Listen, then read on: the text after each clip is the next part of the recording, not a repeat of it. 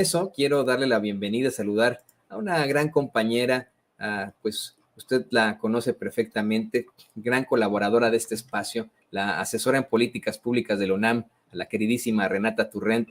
Le pido al equipo que nos grabe. Renata, ¿cómo estás? Bienvenida. Hola, querido Toño. Muy bien, muchísimas gracias. Una disculpa primero que nada porque me agarró en la calle y ya no me dio tiempo de regresar, entonces estoy aquí a la mitad de todo, pero aquí puntual contigo y con todo el auditorio, muy contenta de estar con la familia sin censura. Al contrario, más que felices que te conectes con nosotros desde cualquier parte, en cualquier lugar, en cualquier momento, eso es lo más importante. Y pues, ¿qué te parece que vamos a ese tema, el tema de los lujos, los privilegios que fueron exhibidos hoy por el presidente López Obrador ahí en la mañanera? Hoy el presidente detalló uno a otro estos privilegios y que se trata de hecho de 40 privilegios que tienen los ministros de la Suprema Corte de Justicia, desde grandes salarios, aguinaldos, primas vacacionales, equipos de cómputo y de veto, saber qué, sistemas de seguridad, personal para ellos, privilegios en aeropuertos, comidas, restaurantes caros, etcétera, etcétera, etcétera, etcétera, en medio de pues una serie de irregularidades. Hoy el presidente aseguró que le consta que hubo ministros que protegieron a los responsables de la guardería ABC, que hubo ministros responsables pues vamos, en esta liberación de las cuentas de García Luna, ¿no? Entonces, hay mucho que hablar de esto, querida Renata. Por supuesto. Bueno, yo creo que es muy interesante este planteamiento que hace el presidente sobre empezar a cuestionar a la sociedad mexicana en general.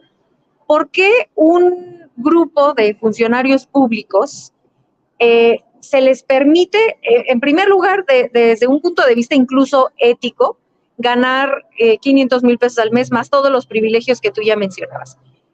Y en segundo lugar, ¿por qué es ético también violar la Constitución, ¿no?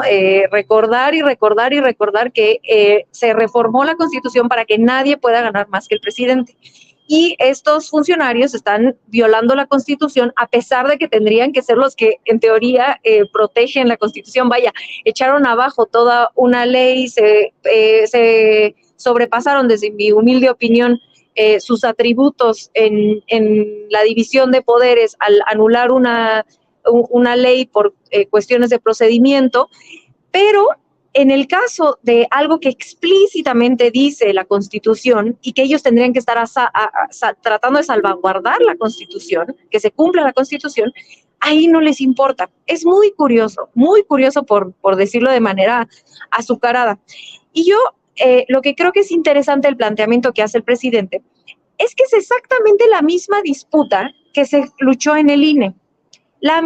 Los mismos privilegios. Parte de la reforma que se planteó al sistema electoral mexicano atravesaba justamente esta cuestión de los grandes salarios y los grandes privilegios. Entonces, yo me acuerdo que cuando salían a la marcha Yo Defiendo al INE, etcétera, yo decía, bueno, la gente que va a defender supuestamente a defender al INE, en realidad es que está yendo a defender, por supuesto, los privilegios, etcétera, pero es una disputa política, incluso partidista. Toda esta gente que está ahí, que hoy se está disfrazando del INE, como si fueran ciudadanos, en realidad abajo de su playera rosa traen la playera del PRI o del PAN, lo sabemos muy bien. Y yo decía, ¿qué va a pasar ahora que echen abajo el plan B? Y yo auguraba, decía, se van a ir a defender al Poder Judicial, y míralos, ahí están defendiendo al Poder Judicial porque son muy similares el Poder Judicial y el INE, el INAI, todos estos institutos que durante el periodo neoliberal lograron crear estructuras del Estado mexicano paralelas al gobierno electo, ¿no? Entonces, lo que decía el presidente el Poder Ejecutivo lo elige el pueblo, el Poder Legislativo lo elige el pueblo, el Poder Judicial es el único poder que no lo elige el pueblo, y han logrado enquistar a la derecha y a los cuadros más corruptos de nuestra política en el Poder Judicial, de la misma forma en la que lo han hecho, por ejemplo, en algunos puestos en Estados Unidos. Esta fue una de las estrategias importantes de Donald Trump, de ir metiendo jueces muy conservadores a lo largo y ancho del país, y de esa forma ir construyendo poder post-Trump, incluso cuando Trump ya no estuviera ahí. Entonces, el hecho de que el Poder Judicial en México se comporte de una manera facciosa, pues en realidad no sorprende desde mi punto de vista, porque ha sido un largo proceso del neoliberalismo de enquistarse en estos organismos autónomos y en el Poder Judicial. Ahora, ¿cuál es la respuesta que propone el presidente López Obrador? Claro, pues que se elijan por voto popular, que por lo menos la gente tengamos una herramienta para que si no nos gusta el actuar de un poder, pues lo podamos sustituir en las siguientes elecciones. Lo mismo pasa con el Ejecutivo, lo mismo pasa con el Poder Legislativo. ¿Por qué no pasaría con el Poder Judicial? Ayer, Lorenzo Córdoba decía en un tuit, el Poder Judicial de Bolivia, porque no me acuerdo si Genaro Villamil o alguno, o Jesús Ramírez decía que no es el único país, o no es el único ejemplo, la única democracia donde se propone que los jueces y magistrados se elijan por voto popular. Puso el ejemplo de algunos jueces en Estados Unidos, el caso boliviano y otros casos ponen su tuit. Y le contesta Lorenzo Córdoba diciendo, pues en el caso boliviano se eligen por voto popular y eso tuvo un error con el caso de Evo porque lo permitió reelegirse, o sea, llevando el tema a la reelección, que es una manipulación barata que ha tenido el neoliberalismo toda la vida, sembrar ese miedo infundado a la reelección en México, cuando saben que no hay ninguna prueba para decirlo. Y es una falla en la lógica básica, ¿no? Del exfuncionario, que es decir, porque un caso, aceptando sin conceder que el caso boliviano o el caso de Evo Morales de la reelección tuvo todo que ver con el Poder Judicial, y etcétera, aceptando sin conceder, incluso decir que por un caso que no te gusta, entonces la política pública no funciona, esa es una falacia, porque también hay casos que no han funcionado el caso mexicano, empezando por el caso mexicano, de poderes judiciales donde no los elige directamente el pueblo y que tampoco funcionan. Entonces, ahora sí que una golondrina no hace verano, y decir que un caso no funcionó de un lado o del otro no significa que se puede descalificar una política pública o una propuesta de reforma. En mi opinión, no podemos mitigar el riesgo de escoger malos gobernantes, no podemos mitigar el riesgo de elegir malos legisladores o malos jueces. No, es imposible mitigarlo al 100%, pero la disyuntiva no es esa, la disyuntiva es o lo elige el pueblo o lo elige una cúpula. Yo, en lo personal, prefiero que nosotras y nosotros lo elijamos, mi querido Toño, no sé tú qué pienses, salvo tu mejor opinión y la opinión del pueblo, por supuesto. Exactamente, estoy completamente de acuerdo contigo. Hay infames en las redes sociales que han incluso puesto el panorama de que hay sí, ¿no? Como si nos pidieran a los mexicanos que determináramos y eligiéramos a nuestros pilotos. ¿Y quién va a pilotar el avión? Alguien que eligió el pueblo dijo, pues no, eso es una estupidez, ¿no? Obviamente tendrían que establecerse las reglas del juego en una elección de jueces, tendrían que ser jueces, tendrían que ser abogados. Me imagino que podemos exigir que tengan algún tipo de maestría en derecho, un doctorado en derecho, que sean doctores y doctoras de la ley para que esto ocurra. De hecho, ¿qué te parece si vamos a esa parte y le pido al equipo que nos grabe ya con esto para ir concluyendo con el comentario, que es muy, muy fuerte y como siempre muy enriquecedor de la queridísima Renata Turrent? Hoy el presidente López Obrador, además de poner sobre la mesa la necesidad de esa reforma judicial, de que seamos nosotros los mexicanos los que elijamos a los jueces, exhibe, como bien lo planteas, que si tiraron ese plan B, bueno, la primera parte del plan B a la reforma electoral, se debió a que, en esencia, el plan B a la reforma electoral buscaba retirar privilegios y altos salarios de los consejeros electorales del INE, y de esa forma ellos que hubieran quedado también exhibidos, hubieran dicho, a ver, funciona el plan B para los consejeros del INE y ustedes, ¿no? Y por eso, bajo esa tesitura es que determinaron de tal forma. Sin embargo, es preocupante, querida Renata, pensar que estos son los principales guardianes de la justicia en México, que vivan con esta ambición absoluta, y que puedan dormir tranquilos por las noches, que se burlen como lo hace el ministro Lainez Potisek, que lo captaron ahí haciendo una broma en una sesión, que se burlen del pueblo de esa forma y que sigan determinando no solamente a favor de ellos, sino a favor de precisamente las esferas del poder. ¿Qué opinas de esto, Renata? Totalmente de acuerdo, totalmente, porque como bien dices, a mí sí me gustaría insistir en esto, el Poder Judicial no es el único que está incurriendo en esta falta constitucional, ¿no? Prácticamente todos los organismos autónomos lo han hecho. El Banco de México también, y es una estructura gigante de poder que está a cargo de la política monetaria y tampoco están siguiendo la Constitución. Pero, como tú bien dices, existe una cuestión paradójica y hasta risible de que el Poder Judicial, y en específico la Suprema Corte de Justicia, cuya guía única tendría que ser la Constitución, no siga la Constitución. Es que verdaderamente se desnudan, verdaderamente. Y yo lo que creo, al final de cuentas, que de repente dicen que el presidente se le ocurrió este nuevo disparate de hacer que la Suprema Corte, que los jueces y magistrados se elijan por voto popular. Creo que el mero hecho de decir que es otro disparate, otra nueva idea del presidente, muestra muchísimo de cómo no se han dado cuenta que el presidente no toma decisiones así de la nada, ¿no? De la noche a la mañana, porque se le ocurrió un disparate. El presidente López Obrador nos puede caer bien o nos puede caer mal, pero es una persona que tiene es metódico, es estratégico, probablemente analice sus errores a fondo para que no le vuelvan a pasar.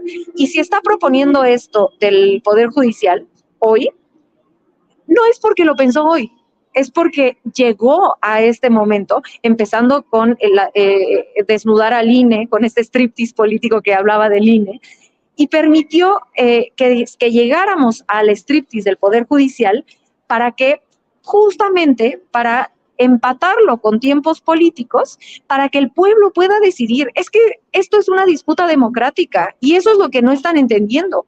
El presidente está lo que está diciendo el presidente es, a ver, y siempre lo ha dicho desde el inicio de su administración, lo que pasa es que no escuchan las mañaneras los opositores, pero desde el inicio de la administración él ha dicho, la reforma al Poder Judicial tiene que venir de adentro. ¿Por qué? Bueno, porque tenemos múltiples ejemplos en América Latina de un presidente popular, un presidente de izquierda, que se mete con el Poder Judicial y le tiran su presidencia, se la tiran. Digo, basta ver el caso brasileño, por favor. Entonces, él es muy cauteloso en su estrategia con el Poder Judicial durante todo su sexenio, hasta que llega al punto en el cual abiertamente no les interesa seguir la Constitución, no les interesa nada más que tumbarle el proyecto político a dos poderes legal y legítimamente constituidos, que son el Ejecutivo y el Legislativo.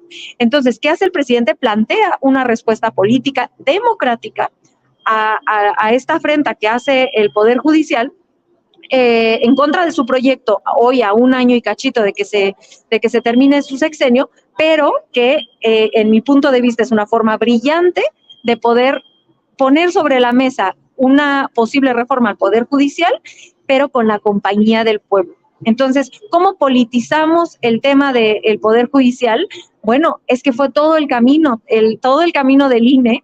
No podríamos explicar la politización del Poder Judicial hoy, a pesar de haber estado podrido desde hace mucho tiempo, sin el camino recorrido que hizo con el INE, con ese striptease político que se hizo alrededor del INE, que hoy se replica y es la misma gente alrededor del Poder Judicial, pero que se les olvida que ahora nosotros tenemos nuestro voto en el 24 para decidir si queremos acompañar esta reforma que propone el presidente junto con la reforma de la Guardia Nacional para el primer periodo legislativo de la siguiente legislatura, que empieza en septiembre de 2024, donde tendrían un mes antes de que el presidente López Obrador se fuera para pasar estas dos reformas constitucionales y que de esta forma, ahora sí, el Poder Judicial no pudiera echar para atrás ni lo de la Guardia Nacional, ni por supuesto, dejar a la reforma del Poder Judicial en manos de internas del Poder Judicial, cosa que ya nos dimos cuenta que ni siquiera con Saldívar fue posible hacer, mi querido Toño.